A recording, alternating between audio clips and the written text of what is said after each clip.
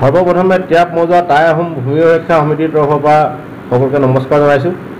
যোৱা 31 জুলাই 2025 তাৰিখে মাৰ্ঘেৰিটা সমজিলাৰ বিধায়ক শ্ৰীযুত ভাস্কৰ শৰ্মা ডাঙৰীয়া আৰু অসমৰ মাননীয় মুখ্যমন্ত্ৰী শ্ৰীযুত হিমন্ত বিশ্ব শৰ্মাৰ কেবিনেটৰ সিদ্ধান্ত অনুসৰি টিয়াব ট্ৰাইবেল বেল্ট এণ্ড ব্লকত সুদীৰ্ঘ কালৰ পৰা বসবাস কৰি থকা খিলঞ্জীয়া টাই আহোম জনগোষ্ঠীয় লোকসকলক ভূমি অধিকাৰ প্ৰদান কৰাৰ বাবে ধন্যবাদ জ্ঞাপন কৰিছোঁ। লগতে উক্ত 31 জুলাই দিনটো এই অঞ্চলত বাস কৰা টাই আহোম লোকসকলৰ বাবে এক ঐতিহাসিক দিন হিচাপে পৰিগণিত হৈ ৰ'ব বুলি আৰু ভৱিষ্যত প্ৰজন্মই আপোনালোকৰ নামটোৰ লগতে 31 জুলাই তাৰিখটো সততে স্মৰণ কৰিব।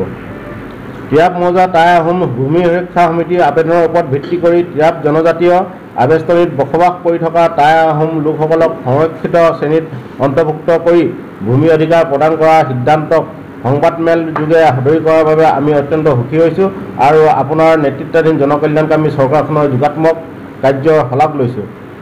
টিয়াব মৌজাত বসবাস কৰা সকলো জাতি জনগোষ্ঠীৰ লগত আমি অতীজৰে পৰা মিলাপ্ৰীতিৰে বসবাস কৰি আছোঁ আৰু অনাগত দিনবিলাকতো আমি মিলাপ্ৰীতিৰে একেলগে বসবাস কৰি থাকিম বুলি আমি টাই আহোমসকলে আজি এই কথা প্ৰেছ বিজ্ঞপ্তি যোগে সদৰি কৰিছোঁ। ধন্যবাদ।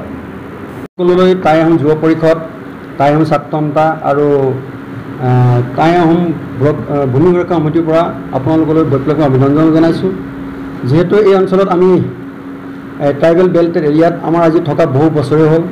আজি এই সুযোগতে আমাৰ মাৰ্ঘেৰিটাৰ সন্মানীয় বিধায়ক ভাস্কৰ শৰ্মা ডাঙৰীয়া আৰু মুখ্যমন্ত্ৰী মহোদয়ৰ জৰিয়তে যিখিনি কাম আমাৰ মানে সিদ্ধান্ত হ'ল, যিটো মাটিৰ সংক্ৰান্তত যিটো প্ৰত্যেকটা ক্লাছ ঘোষণা কৰিলে, সেই হেতুকে আমি মাননীয় মুখ্যমন্ত্ৰী আৰু আমাৰ বিধায়ক ভাস্কৰ শৰ্মা ডাঙৰীয়াক আমি অশেষ ধন্যবাদ জনাইছোঁ।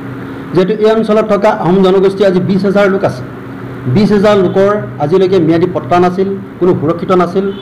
আজি আমাৰ এই বিজেপি চৰকাৰ বা আমাৰ বিধায়ক ভাস্কৰ শৰ্মা আৰু সন্মানীয় আমাৰ মুখ্যমন্ত্ৰী হিমন্ত বিশ্ব শৰ্মা ডাঙৰীয়াই যিখিনি আমাক উপকাৰ কৰিলে এই বেল্ট এণ্ড ব্লকৰ পৰা আমি তেখেতলোকক অশেষ ধন্যবাদ জনাইছোঁ। যিহেতু এইটো উপৰিও আমাৰ অসমত থকা যি বেল্ট এণ্ড ব্লক, আমাৰ আহোম জনগোষ্ঠী প্ৰত্যেকতে সুৰক্ষিত হ'ব লাগে বুলি আমি দাবী কৰিব বিচাৰিছোঁ।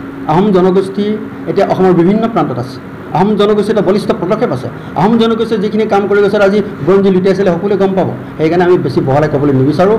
আজি অসমত যিকেইটা প্ৰান্তত বেল্ট এণ্ড ব্লক আছে সুৰক্ষিত, যে আহোম জনগোষ্ঠী সুৰক্ষিত হ'ব লাগে।